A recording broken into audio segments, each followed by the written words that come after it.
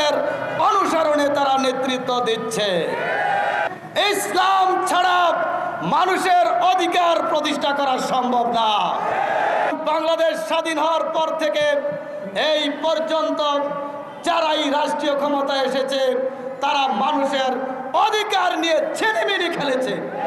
কিভাবে ক্ষমতায় যাওয়া যাবে এই ভাগাভাগি এখন চলছে। যেই দেশে আলেম ওলামার অভাব নেই, পীর মাশায়েখের অভাব নেই, এই দেশে কেন গণতন্ত্র প্রতিষ্ঠিত?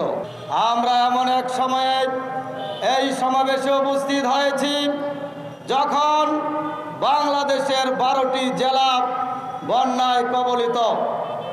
ভারত সরকার বিনা নোটিশে তাদের বাঁধ ছেড়ে দিয়ে আজকে সেখানে ফেনী জেলার বহু মানুষ তারা আজকে মারাত্মকভাবে বিপর্যস্ত অবস্থায় আছে।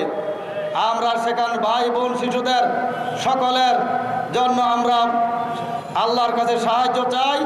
আল্লাহ তাদেরকে দ্রুত উদ্ধার করুক।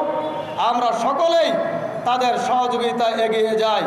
প্রিয় ভাই বন্ধুগণ, আমি আপনাদেরকে প্রশ্ন করতে চাই, ইসলাম ছাড়া এমন কোনো ব্যবস্থা কি আছে যেই ব্যবস্থা দিয়ে দুর্নীতিমুক্ত সমাজ গঠন করা যায়?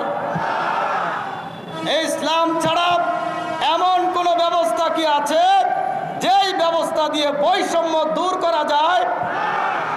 ইসলাম ছাড়া এমন কোনো ব্যবস্থা কি আছে যেই ব্যবস্থা দিয়ে দুনিয়ায় কল্যাণ শান্তি প্রতিষ্ঠা হয়?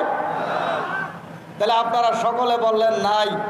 তাহলে কেন এই বাংলাদেশে, যেই দেশে শতকরা 92 জন লোক মুসলিম পরিচয় দেয়, যেই দেশে আলেম ওলামার অভাব নেই, পীর মাশায়েখের অভাব নেই, এই দেশে কেন গণতন্ত্র প্রতিষ্ঠিত? এই দেশের সংবিধান কেন কুফরি সংবিধান? এই দেশের নেতারা কেন রসুলের অনুসরণে নেতৃত্ব দিচ্ছে না? তারা কেন ফেরাউন নমরুদ আবু জাহেলের অনুসরণে, ইহুদি নাসারাদের অনুসরণে তারা নেতৃত্ব দিচ্ছে? প্রিয় ভাই ও বন্ধুগণ, আমরা আজকে মানবাধিকার সমাবেশ এই কারণে আয়োজন করেছি, ইসলাম ছাড়া মানুষের অধিকার প্রতিষ্ঠা করা সম্ভব না। আজকে আমরা দেখি মানুষ তাদের অধিকারের জন্য আন্দোলন করে। আনসাররা আন্দোলন করে, গার্মেন্টস শ্রমিকরা আন্দোলন করে, বিভিন্ন জন বিভিন্ন জায়গায় আন্দোলন করছে। কিসের জন্য? তাদের অধিকারের জন্য। মানুষ তাদের অধিকারের জন্য কেন আন্দোলন করবে? ইসলাম তাদের মৌলিক অধিকার, অন্ন, বস্ত্র, শিক্ষা, চিকিৎসা, বাসস্থান, এই 5টা হলো মানুষের মৌলিক অধিকার। এই অধিকার সেই হিন্দু হোক, বৌদ্ধ হোক, খ্রিস্টান হোক, সে যাই হোক, যদি সে মানুষ হয় তাহলে মানুষ হিসাবে তাদেরকে তাদের অধিকার দিতে হবে।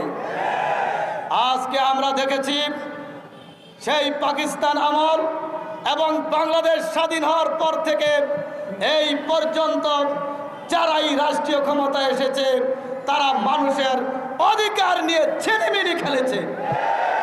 সকল সরকারি লুটপাট করে তারা নিজেরা কোটি কোটি টাকার মালিক হয়েছে, দেশে বিদেশে বাড়ি গাড়ি করেছে। এই হলো মানব রচিত ব্যবস্থা।